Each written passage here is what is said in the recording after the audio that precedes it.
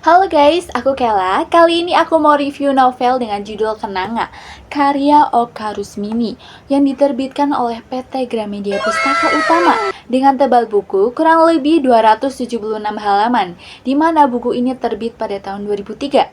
Novel ini termasuk dalam jenis novel trilogi, novel yang bersambung dari novel sebelumnya, yaitu novel Sagra tahun 2001, dan novel setelahnya, novel Tempurung tahun 2010. Jadi di dalam novel ini menceritakan tokoh utamanya adalah Kenanga, wanita asal Bali yang lahir dari keturunan Brahmana atau kasta tertinggi di kerajaan, di mana kalangan itu sangat dihormati oleh kaum bawahan atau kaum kasta terendah, yaitu kaum Sudra. Dia adalah wanita cerdas yang taat pada agama, adat, dan budaya, dan memiliki paras yang biasa saja, tapi dia memiliki wajah atau karakter yang elegan dibanding dengan adiknya. Dia merupakan seorang dosen sastra di Bali, namun percintaannya tak semulus yang dilihat orang maupun dirasakan orang. Dia memiliki masa lalu dengan pria yang bernama Buana. Ternyata Buana adalah pria idaman yang didambakan oleh adiknya Kenanga, yaitu si Kencana. Tak lama setelah pertemuan kembali antara Buana dan Kencana, secara tidak langsung, Buana ternyata masih mencintai si Kenanga. Namun, orang tua Kencana atau Kenanga ini menjodohkan Kencana dengan Buana karena itu adalah permintaannya si Kencana.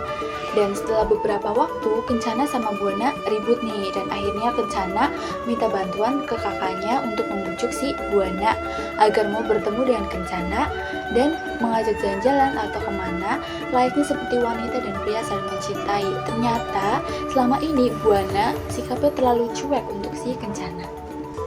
Singkat cerita, akhirnya Buana mengiyakan tuntutan Kenanga untuk bertemu Kencana, asal dengan cara sembunyi-sembunyi. Istilah itu kayak surprise ya. Tapi Buana ternyata punya niat yang berbeda dari itu, yaitu ingin terus berkomunikasi dan berdekatan dengan Kenanga, sampai akhirnya terjadi sesuatu atau tragedi di luar dugaan, yaitu mereka melakukan hubungan terlarang di luar nikah.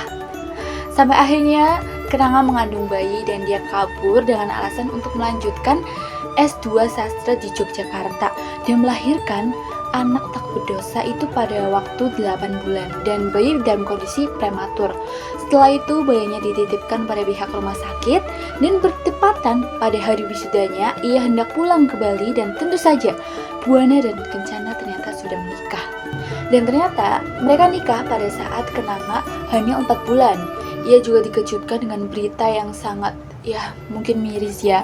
Ternyata si adiknya itu tidak bisa mengandung anak atau mandul, dan akhirnya dia tidak bisa memiliki keturunan dari Buana. Dan dia juga mengatakan bahwa Intan yang anak titipan orang lain tidak dikenal, yang biasa disayangi oleh si Kenanga, ternyata adalah anak Intan dan Buana. Saat itu Kenanga juga sangat tak percaya. Akhirnya singkat cerita, Buana makin hari makin menunjukkan sikap seorang bapak kepada anak, yaitu si Intan. Dan lama-lama Kencana mulai kayak curiga, apa jangan-jangan Buana mencintai si Intan atau ada hubungan lain dari mereka. Untuk cerita selanjutnya, kalian bisa baca sendiri di buku Kenanga ini. Banyak sekali cerita yang belum aku spoiler dalam buku ini guys. Intinya novel ini mengisahkan tentang kondisi adat Bali, tentang cinta terlarang dalam adat, terlebih tokoh-tokoh yang berasal dari kasta tertinggi, yaitu kasta Brahmana. Oka Rusmini menyikapi Bali bukan sekedar dari wajah cantik semata, tapi juga dari sisi gelap kultur manusia-manusianya. Perempuan Bali tidak sekedar ayu dalam parasnya, sesekali liar, merdeka, dan sekaligus sadis. Oke, segitu aja video dari aku guys. Semoga video ini bermanfaat bagi kalian yang pecinta novel, dan kalian wajib banget baca buku ini biar gak makin penasaran apa sih isi selengkapnya dari novel ini. Oke, see you next time guys. Dadah!